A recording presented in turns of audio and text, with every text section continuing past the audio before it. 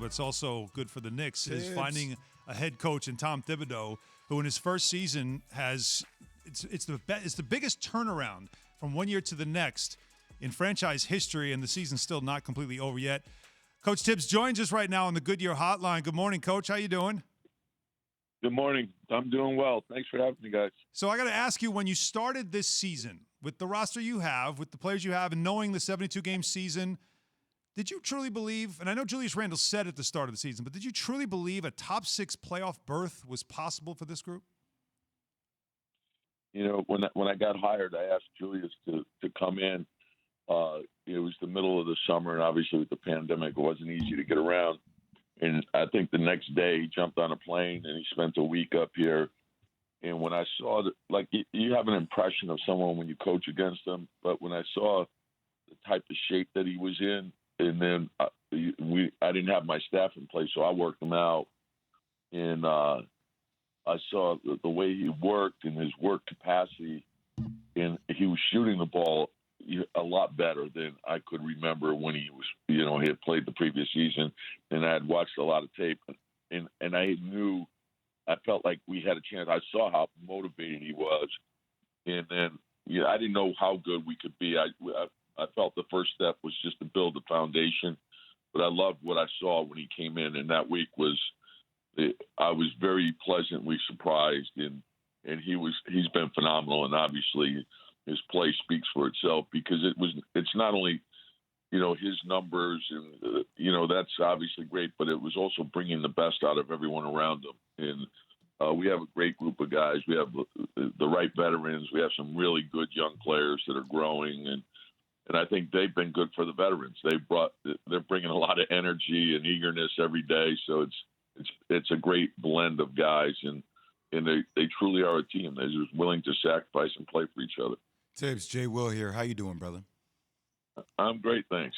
How you doing? Good, man. It feels like it was yesterday you and I were on Get Up, and we were talking about opportunities that would come your way.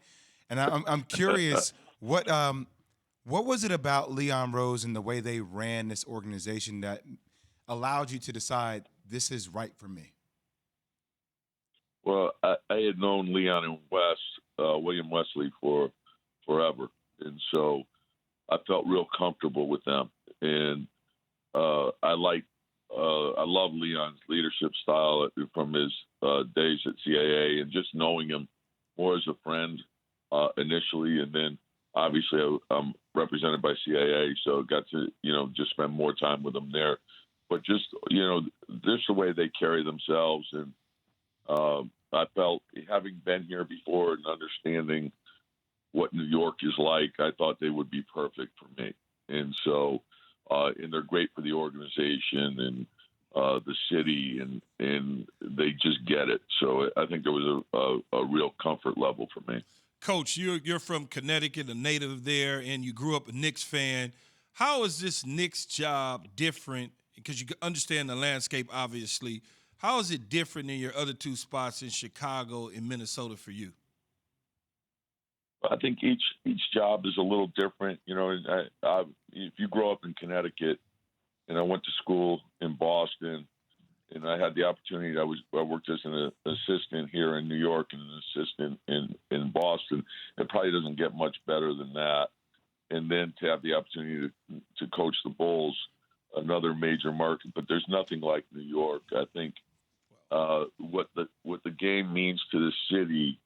And there's probably 3 jobs that are a little bit different than the rest of the league when you look at the Lakers, the Bulls, and the Knicks. And so I think just the challenge of it all, knowing how great it was, my time here in the 90s with Jeff Van Gundy, and we had such a great team, and those games were huge games, and I loved every bit of that. And so I never thought that that it would be possible. You're always hopeful that things could work out that way, but each job has been great, but this one is special.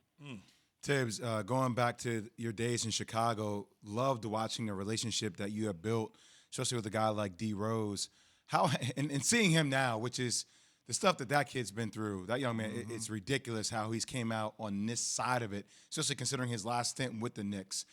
How has this game ultimately evolved to where it is now? Well, I think when you look back to the days in Chicago and to do what he did there and being a kid from Chicago and having that type of pressure and just the way he handled it all, he's got, obviously the great talent to be the MVP of the league at 22. That had never been done before, but just the humility to go along with it. And then he's such a great teammate. And unfortunately, derailed by those injuries 3 consecutive years. But if you look at any time in his career that Derrick Rose has been healthy, he's been one of the best players in the league. And so I felt, obviously I have a comfort level with him and he has a comfort level with me. But I think what he has brought to the team and what Taj Gibson has brought to the team, there are 2 guys that have won at a very high level, and they've been in a lot of big games. So I felt that they would be instrumental to help build the culture that we wanted to build here. And, I know that's a buzzword.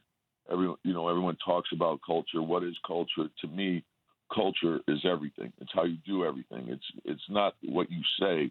It's what you actually do, how you practice, how you carry yourself, how you are in team meetings, how coachable what you are, what kind of teammate are you. And I felt that those were the right guys for us. But Derrick it's a great story because a lot of guys probably would have walked away. Yeah, I think, Keyshawn, you probably, to sit out one season with an injury is difficult. To have to go through it 3 consecutive years and then to still have the wherewithal to get to the other side and push through and be the player that he is today. And he's been phenomenal for us. He's probably doing it more, now with just his knowledge of the game and how to manage his body and that sort of thing. Early on in his career, like most young guys, they're doing it more on athleticism and their talent, but he's got the whole package going now. And you put Derrick Rose in a big game, good things are going to happen.